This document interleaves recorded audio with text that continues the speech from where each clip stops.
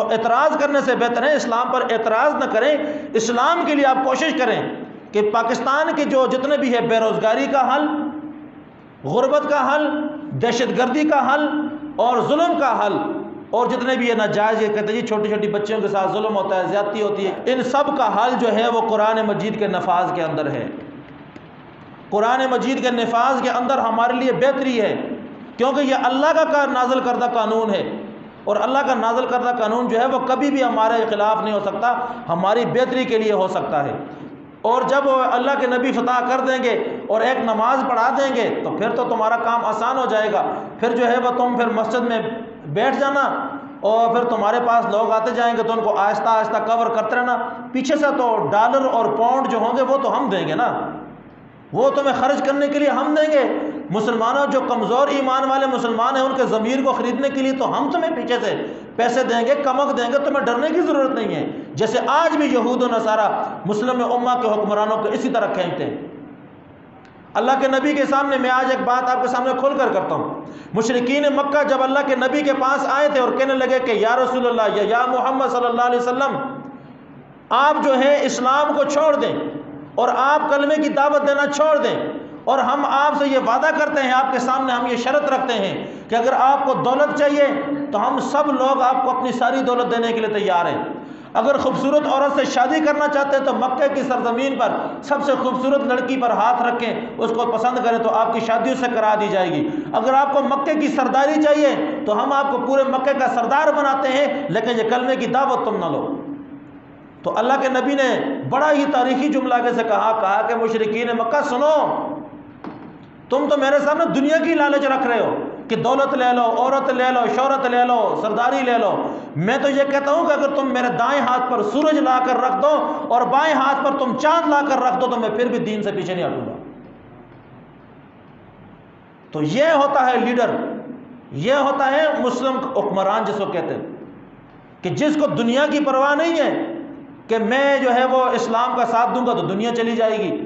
انہوں نے یہ نہیں کہا کہ جو ہے وہ اب بھی میرے پاس مسلمانوں کی تعداد بھی کم ہے، میرے صحابہ کرام کی تعداد بھی کم ہے تو میں بات مان لوں، دنیا کی لالچ کے لیے نبی کی یہ شان نہیں ہے کہ وہ دنیاوی لالچ کے لیے جو ہے وہ دین اسلام کو چھوڑ دے، اور یہ مسلمان کی شان بھی نہیں ہے کیونکہ ہم اسی نبی کے امتی ہیں، ہماری شان بھی یہ نہیں ہے کہ ہم جو ہے وہ دنیاوی لالچ کے لیے جو ہے وہ اسلام کا ساتھ چھوڑ دیں۔ تو ان کو بڑی زبردست مار پڑی غزوہ بدر میں، تو ان کے دل کے اندر وہ تڑپ تھی، کفار کے دل کے اندر، اور ان کے دل کے اندر وہ بدلے کی آگ جو تھی وہ جل رہی تھی، اور انہوں نے یہ طے کر لیا تھا کہ ہم نے مسلمانوں کو کسی نہ کسی طریقے پر جنگ پر اکسائیں گے، ان کو لڑنے کے لیے جو ہے وہ اکسائیں گے، اور ہم غزوہ بدر کا بدلہ لیں گے کہ جو ہمارے ساتھ ہوا ہم اس کا بدلہ لیں گے مسلمانوں سے۔ تو آج اعتراض کرتے ہیں لوگ اسلام پر، مسلمانوں پر، کہ مسلمان کو جنی کو جو اسلام ہے وہ دہشت گردی سکھاتا ہے، اسلام جو ہے وہ بڑا ظلم کا نظام ہے، اسلام جو ہے اس کے اندر یہ مشکلات ہیں، یہ مشکلات ہیں۔ اسلام پر آج اعتراض کیوں اٹھائے جاتے ہیں؟ یہ تو سوچیں، تو ابھی بھی کہتے ہیں کہ اسلام جو ہے وہ یعنی ظلم کرتا ہے، اور اسلام جو ہے وہ بڑا سخت جو ہے وہ دین ہے اور بڑا سخت مذہب ہے۔ کس نے کہا؟ حضور صلی اللہ علیہ وسلم تو ہجرت کر کے مدینہ منورہ چلے گئے، غزوہ بدر لڑنے کے لیے کفار نے مسلمانوں کو اکسایا، غزوہ احد میں کفار نے آ کر مسلمانوں پر حملہ کیا، غزوہ خندق میں 10,000 کا لشکر لے کر ابو سفیان نے آ کر چڑھائی کی تھی مسلمانوں پر، مسلمانوں نے تو کوئی پہل نہیں کی مکہ والوں پر۔ مسلمان جہاں پر بھی ہوگا وہ کبھی کسی کے ساتھ شیطانی نہیں کرے گا، وہ کبھی کسی کو ناجائز نہیں چھڑے گا، کیونکہ اسلام کی تعلیمات میں یہ ہے کہ چاہے مسلم ہو یا غیر مسلم ہو، ان کے اپنے اپنے حقوق ہیں، ان کو ان کے حقوق دو، لیکن فَإِنْ قَاتَلُوكُمْ فَاقْتُلُوهُمْ، کہ جب کافر لوگ آپ کو مارنے کے لیے آ جائیں تو پھر آپ نے دیر نہیں کرنی، پھر آپ نے بھی ان کو مارنا ہے۔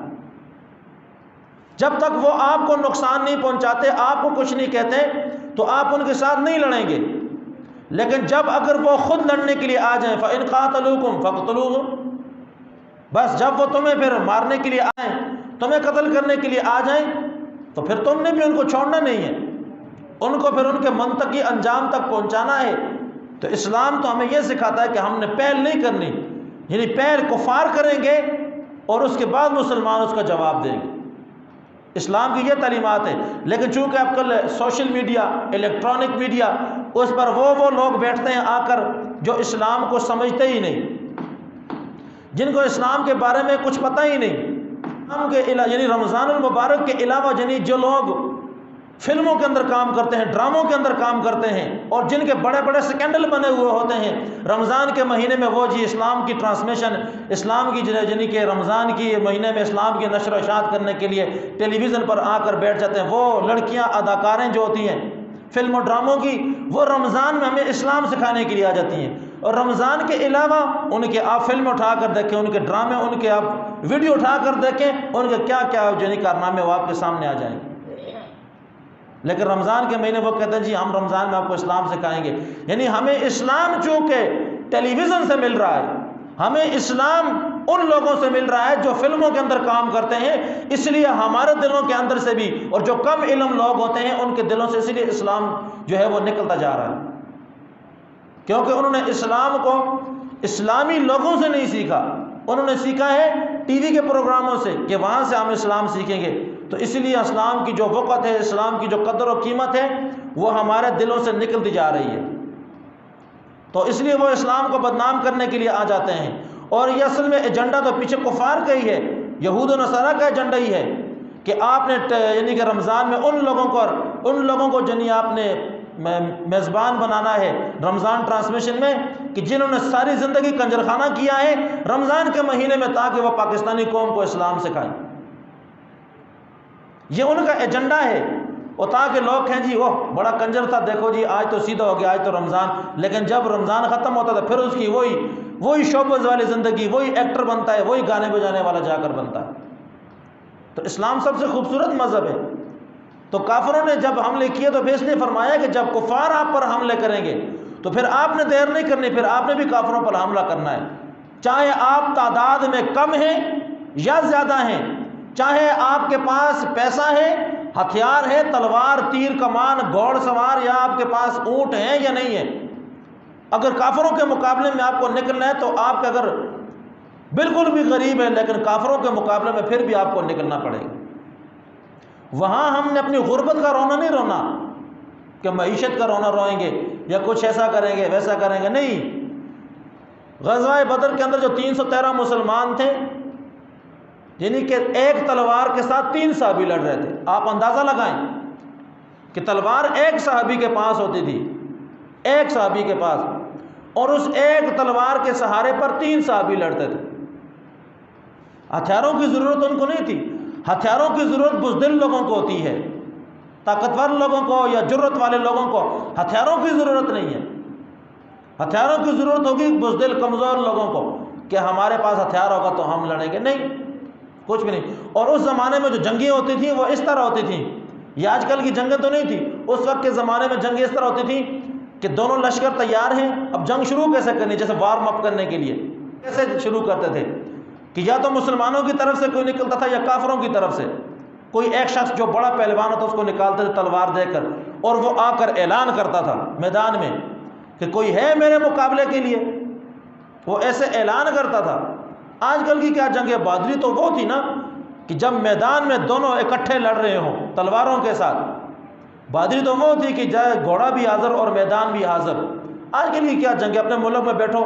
بٹن دبایا 4000 کلومیٹر دور جا کے میزائل گرے گا، 4000 آدمیوں کو مار دے گا، یہ کیا جنگ ہے، یہ بھی کوئی جنگ ہے؟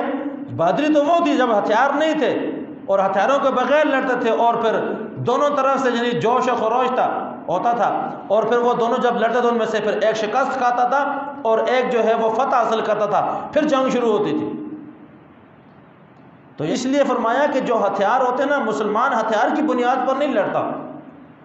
جو مومن ہوگا، ایمان والا ہوگا، وہ ہتھیار کی بنیاد پر نہیں لڑتا، وہ طاقت کی بنیاد پر نہیں، وہ ایمانی طاقت سے لڑتا ہے، جسمانی طاقت یا وہ اسلحے کی طاقت یا بارود کی طاقت سے نہیں، ایمانی جذبے سے، ایمانی طاقت سے لڑائی کرتا ہے۔ کہ اس کے دل کے اندر ایمان اتنا پختہ ہو کہ جب اللہ ہمارے ساتھ ہے تو ہمارا کون کچھ بگاڑ سکتا ہے۔ جب یہ یقین دل کے اندر آ جاتا ہے تو پھر اس کو کسی کافر سے، کسی اور قوم سے پھر اس کو ڈر نہیں لگتا۔ ڈر ان کو لگتا ہے جن کے دل کے اندر اللہ پر بھروسہ نہیں ہے، اللہ پر یقین نہیں ہے۔ اس لیے اللہ تعالیٰ فرماتے ہیں کہ ان تنصروا اللہ ینصرکم ویثبت اقدامکم، کہ اگر تم اللہ کی مدد کرو گے تو بدلے میں اللہ تمہاری بھی مدد کرے گا، اور کافروں کے مقابلے میں تمہارے قدم مضبوط کر دے گا، تمہارے قدم جما دے گا، تم ڈگمگاؤ گے نہیں، تم کافروں کے مقابلے میں کمزور نہیں پڑو گے۔ اللہ کی مدد کیا ہے؟ اللہ کے دین کے ساتھ مدد اور نصرت کرنا، اعلیٰ کلمت اللہ، کہ اللہ کے دین کو غالب کرنے کے لیے، نافذ کرنے کے لیے قربانی دینا، مدد کرنا۔ کوئی جانی قربانی دیتا ہے، کوئی مالی طور پر قربانی دیتا ہے۔ تو اس لیے ہماری مدد اور نصرت اللہ کو دین کے معاملے میں چاہیے، دنیاوی معاملے میں اللہ کو ہماری مدد اور نصرت کی کوئی ضرورت نہیں ہے۔ تو ہم نے دین کے ساتھ جو ہے وہ مدد کرنی ہے۔ تو غزوہ کہ ہم نے لشکر کو کہاں پر کھڑے کرنا ہے، کتنے لوگوں کو کہاں پہ کھڑا کرنا ہے، اس کا نام تو سیاست نہیں ہے۔ اس کا نام تو سیاست نہیں ہے نا، کہ سیاست یہ ہے۔ اگر اپنی فوج کو کوئی ترتیب دے رہا ہے، کوئی تربیت دے رہا ہے، تو اس کا نام تو کوئی بھی سیاست نہیں ہے۔ تو اللہ کے نبی نے اپنے لشکر کو ترتیب دی، اور اصل میں جو مدینہ منورہ کے اندر جو یہودیوں کے جو حمایتی تھے اور جو منافقین تھے، انہوں نے اللہ کے نبی کو یہ مشورہ دیا تھا کہ اللہ کے نبی نے جب پوچھا کہ غزوہ احد جو ہے، کہ ہم نے جنگ جو ہے وہ میدان میں جا کر لڑنی ہے یا مدینہ شہر کے اندر رہ کر لڑنی ہے، تو کچھ صحابہ کرام نے کہا کہ یا رسول اللہ صلی اللہ علیہ وسلم، ہم مدینہ منورہ سے باہر نہیں، مدینہ شہر کے اندر ہم یہیں رک کر ہم جنگ لڑیں گے۔ کیونکہ ہم جو ہے وہ مدینہ منورہ کی ہر گلی کوچے کے واقف ہیں، ہمیں پتہ ہے کون سا گلی کوچہ ہے، کہاں پر بیٹھنا ہے، کہاں پر رکنا ہے، تو باہر کے لوگوں کو تو نہیں پتہ، اور جب وہ ہم پر حملہ ہوں گے تو ہمیں تو ہر جگہ کا پتہ ہے، تو ہم انہیں گھیر لیں گے اور انہیں قتل کر دیں گے۔ تو اللہ کے نبی کی دل کے اندر یہ خواہش تھی کہ ہم مدینہ میں رہ کر، لیکن کچھ نوجوان صحابہ کرام نے جب کہا کہ نہیں، ہم میدان میں جا کر لڑیں گے، اور جو منافقین تھا نا، منافقوں کا جو سردار تھا عبداللہ ابن ابی ابن سلول، یہ بھی لشکر لے کر اللہ کے نبی کے ساتھ گیا تھا کفار کے مقابلے کے لیے، اور یہ بھی اللہ کے نبی کو یہی تجویز دے رہا تھا کہ ہم نے مدینہ منورہ میں رہ کر کافروں کے ساتھ جنگ کرنی ہے، باہر نہیں جائیں گے۔ وہ ڈرپوک اس کو پتہ جب میں باہر جاؤں گا تو میں تو کھل کر سامنے آ جاؤں گا، کیونکہ میں تو آدھا تیتر ہوں آدھا بٹیر ہوں، نہ میں ادھر کا ہوں نہ میں ادھر کا ہوں، نہ ہی تو میں مکمل طور پر کافروں کے ساتھ ہوں، نہ مکمل طور پر میں مسلمانوں کے ساتھ ہوں۔ تو جب میں مسلمانوں کے ساتھ اگر میں مل کر کافروں کے خلاف جنگ کرنے کے لیے جاؤں گا تو کافر کہیں گے یہ کیسا آدمی ہے، یہ تو ہمارا حمایتی ہے، اور مسلمانوں کے ساتھ آ گیا۔ اور اگر میں مسلمانوں کے ساتھ مل کر لڑائی نہیں کرتا تو مسلمان کہیں گے کہ یہ تو کل ہمارے ساتھ تھا، آج ان کے ساتھ ہے، یعنی وہ ایک منافق آدمی تھا اور اس کے پاس بھی لشکر تھا، لیکن یہ تھا یہودیوں کا ایجنٹ، یہودیوں کا ایجنٹ تھا یہ پکا۔ اور یعنی کہ یہودیوں نے اسی سے کہا تھا کہ تم مدینہ منورہ میں ایک اور مسجد بناؤ تفرقہ بازی کے لیے۔ تو یہ عبداللہ ابن ابی ابن سلول ہی تھا جس نے مدینہ منورہ میں مسجد نبوی کے مقابلے میں ایک اور مسجد تعمیر کرائی تھی۔ یہودیوں نے کہا کہ تم پہلے اپنا جو ہے وہ دفتر بناؤ، مرکز بناؤ، اور جب مرکز تمہارا بن کر تیار ہو جائے گا تو اللہ کے نبی کے ہاتھ سے جو ہے تم افتتاح کراؤ گے، یعنی کہ افتتاح تم نے نبی سے کروانا ہے، اور جب اللہ کے نبی فتح کر دیں گے اور ایک نماز پڑھا دیں گے تو پھر تو تمہارا کام آسان ہو جائے گا، پھر جو ہے وہ تم پھر مسجد میں بیٹھ جانا، اور پھر تمہارے پاس لوگ آتے جائیں گے تو ان کو آہستہ آہستہ کور کرتے رہنا، پیچھے سے تو ڈالر اور پاؤنڈ جو ہوں گے وہ تو ہم دیں گے نا، وہ تمہیں خرچ کرنے کے لیے ہم دیں گے، مسلمانوں جو کمزور ایمان والے مسلمان ہیں ان کے ضمیر کو خریدنے کے لیے تو ہم تمہیں پیچھے سے پیسے دیں گے، کمک دیں گے، تمہیں ڈرنے کی ضرورت نہیں ہے، جیسے آج بھی یہود و نصارہ مسلم امہ کے حکمرانوں کو اسی طرح کھینچتے ہیں۔ اللہ کے نبی کے سامنے میں آج ایک بات آپ کے سامنے کھول کر کرتا ہوں، مشرکین مکہ جب اللہ کے نبی کے پاس آئے تھے اور کہنے لگے کہ یا رسول اللہ یا محمد صلی اللہ علیہ وسلم، آپ جو ہے اسلام کو چھوڑ دیں اور آپ کلمے کی دعوت دینا چھوڑ دیں، اور ہم آپ سے یہ وعدہ کرتے ہیں، آپ کے سامنے ہم یہ شرط رکھتے ہیں کہ اگر آپ کو دولت چاہیے تو ہم سب لوگ آپ کو اپنی ساری دولت دینے کے لیے تیار ہیں، اگر خوبصورت عورت سے شادی کرنا چاہتے ہیں تو مکہ کی سرزمین پر سب سے خوبصورت لڑکی پر ہاتھ رکھیں، اس کو پسند کریں تو آپ کی شادی اس سے کرا دی جائے گی۔ اگر آپ کو مکے کی سرداری چاہیے تو ہم آپ کو پورے مکے کا سردار بناتے ہیں، لیکن یہ کلمے کی دعوت تم نہ لو۔ تو اللہ کے نبی نے بڑا ہی تاریخی جملہ آگے سے کہا کہ مشرکین مکہ سنو، تم تو میرے سامنے دنیا کی لالچ رکھ رہے ہو کہ دولت لے لو، عورت لے لو، شہرت لے لو، سرداری لے لو۔ میں تو یہ کہتا ہوں کہ اگر تم میرے دائیں ہاتھ پر سورج لا کر رکھ دو اور بائیں ہاتھ پر تم چاند لا کر رکھ دو تو میں پھر بھی دین سے پیچھے نہیں ہٹوں گا۔ تو یہ ہوتا ہے لیڈر،